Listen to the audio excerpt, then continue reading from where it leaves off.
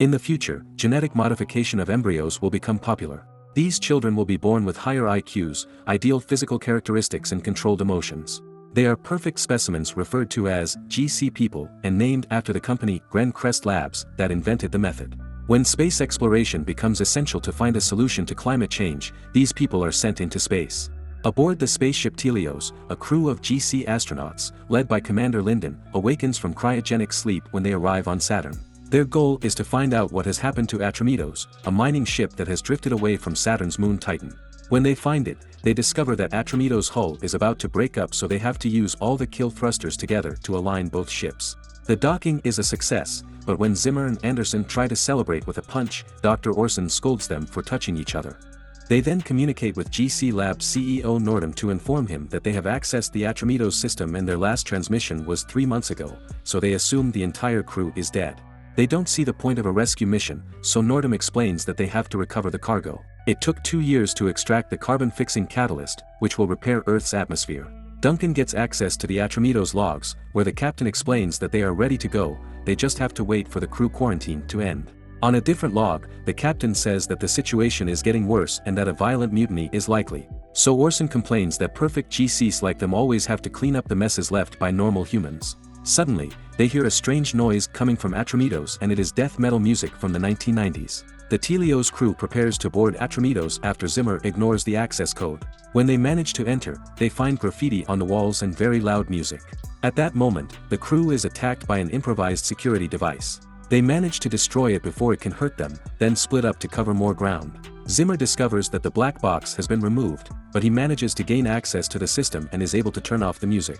Anderson discovers that Lulu, Atramitos' robot servant, is in the greenhouse, informing them that there is one survivor left on the ship. After destroying another security device, Duncan finds Travis, but he doesn't respond. Soon after, the crew gathers to discuss the situation. The Atramitos tracking system is disabled and the scanners have found no sign of the cargo, the only DNA present being Travis and the plants. Travis is the ship's young engineer, and his file shows that he does not even have military training. Physically he is fine, but mentally Travis is a mess. He could be PTSD, depressed, have depersonalization disorder, or all three. Linden tries to talk to Travis, but in vain, so he tells Duncan to take care of the boy because she has a doctorate in psychology. Anderson finds a message from Nordum asking about the cargo and she says they will be stuck for a while.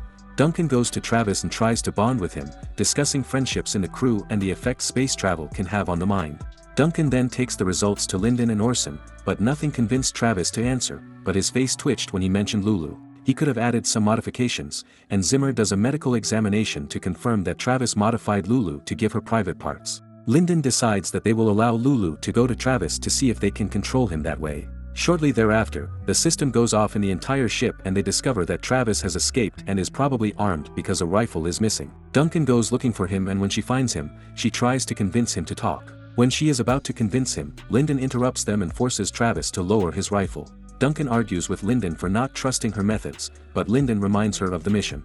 Zimmer decides to access the Atramitos entertainment files, discovering that they like to watch violent robot fights. He thinks it's natural because less than perfect humans crave violence, but Anderson finds it disgusting. Then she starts to feel hot without the cooling system and takes off her jacket, which makes Zimmer feel uncomfortable. Shortly thereafter, Zimmer runs the system again and receives another message from Nordum reminding him to take the load. Duncan studies the graffiti before approaching Travis again. This time she talks about his art before leaving him alone with Lulu.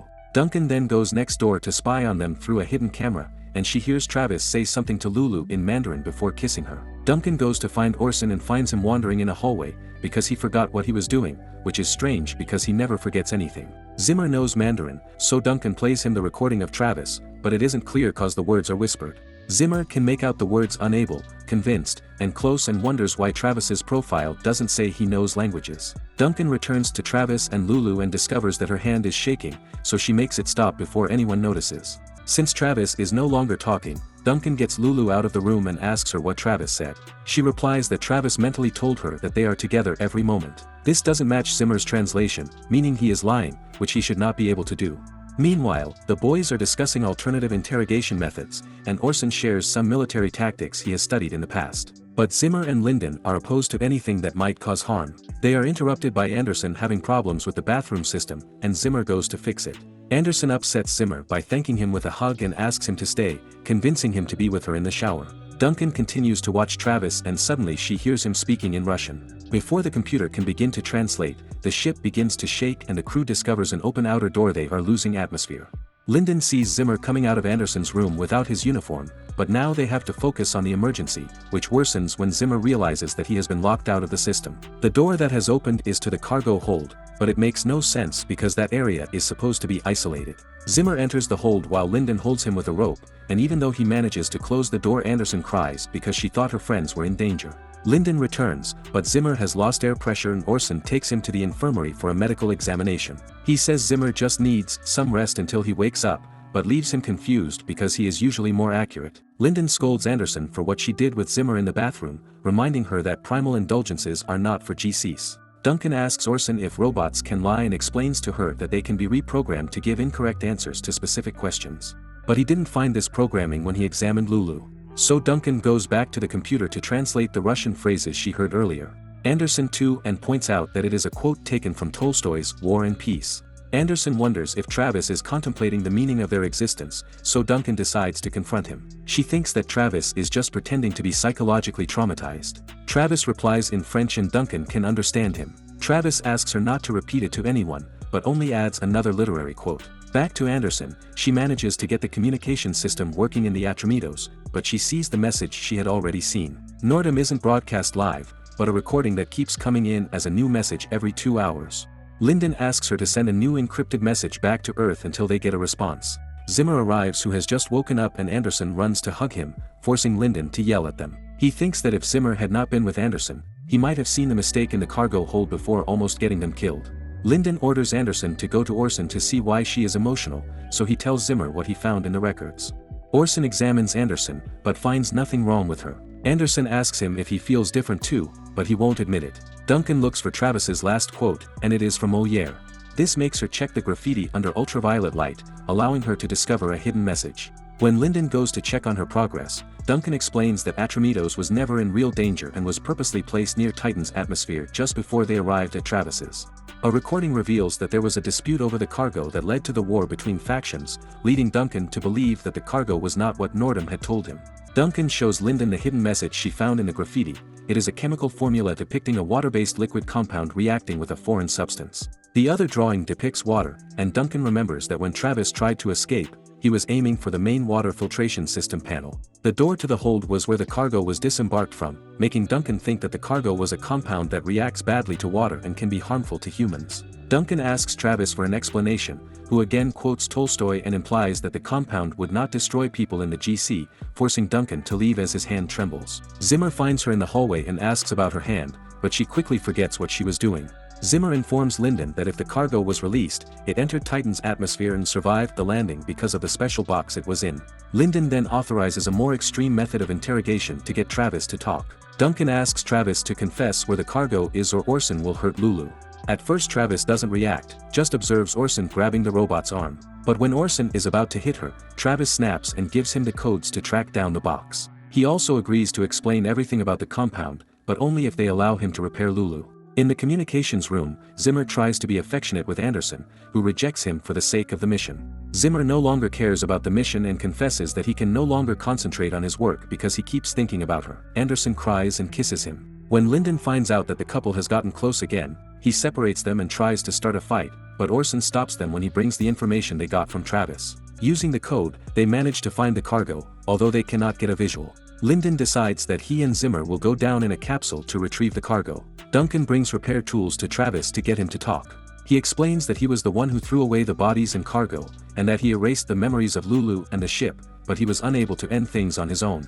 After the crew successfully extracted the compound from Titan, a microscopic piece on someone's glove made it past quarantine and into the water supply, making all water lethal. They sent a message back to Earth warning them that the compound was unsafe, but Nordum told them only that the ship was equipped with a special water filtration system. The crew was divided into 2 teams, but those who did not want to return the complex to Earth were killed by those who wanted to obey. Travis survived by staying away from the conflict, and the winning team was killed one by one from the shadows. GC Labs wants the compound to kill normal humans and wants to use their blood to repair GC people. After Duncan leaves to tell the others, Travis begins to repair Lulu. Meanwhile, Anderson finds a message from Nordum saying that this will be the last one. Nordum knows that the crew is feeling the symptoms of unwanted emotions and explains that each GC person's DNA has a tracking code that was supposed to be inert, but is mutating and causing irreversible neurological problems. The Earth is burning and normal humans are being hunted just as Travis said, and the crew has only a few hours before they go mad. Orson, Anderson, and Duncan get together to discuss the problem, and Orson points out that Travis's blood could solve everyone. That would also kill him, so Duncan decides that they will wait for Zimmer and Lyndon to return before doing anything. Duncan finds Orson trying to sneak out of his office with the blood extraction tools, so she has no choice but to stay by his side with the rifle until their friends return. 16 hours later, Lyndon and Zimmer return, but they start fighting as soon as they get back to the ship. The crew separates them, and after confirming that the cargo is fine, they argue again and decide to take a vote. Zimmer and Anderson are against drawing blood, but in the end Duncan agrees with Lyndon and Zimmer that it is better for one person to die than 5. As Orson goes to start the procedure on Travis, Anderson confesses to the others that she does not trust Orson because she saw him working on a suspicious quote from The Art of War. Duncan says that she translated the text they heard Travis say to Lulu, and she realizes her mistake. The quote indicates that it was not Travis who killed everyone, but Lulu did. Lulu wakes up and knocks Orson out. The crew runs for their guns and see Orson is unconscious and Lula has left with Travis. Scared for what lies ahead, Anderson tells Zimmer he loves him, but before he can respond, the system shuts down all over the ship. Zimmer turns to check, but a thud makes him look again only to find that Anderson was killed while they were distracted. Zimmer is furious and goes off in search of the enemy alone.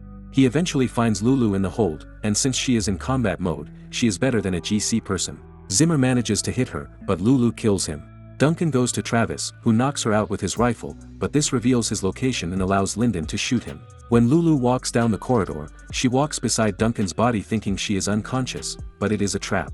Lyndon holds Travis hostage to keep her from moving, then he and Duncan shoot the ship's lighting system to detonate it above Lulu and electrocute her until it breaks down. Lyndon prepares Travis to be killed while calling him depraved for the modifications he has made to Lulu, which Travis denies. This changes Duncan's mind about the vote and instead of attacking Travis, she kills Lyndon. She then explains that the GC problem had a 97% success rate, but she was part of the remaining 3%, which is why the mutation did not affect her like the others. She let Travis live because he said he didn't modify Lulu, so she wants to know why Lulu modified herself and why she was able to lie. Travis says that Lulu added the modifications so that they were closer, but he doesn't understand why her programming changed. The only way to get answers is to repair Lulu and bring her to Earth. Duncan tells Travis to take her away and tell everyone on Earth her story.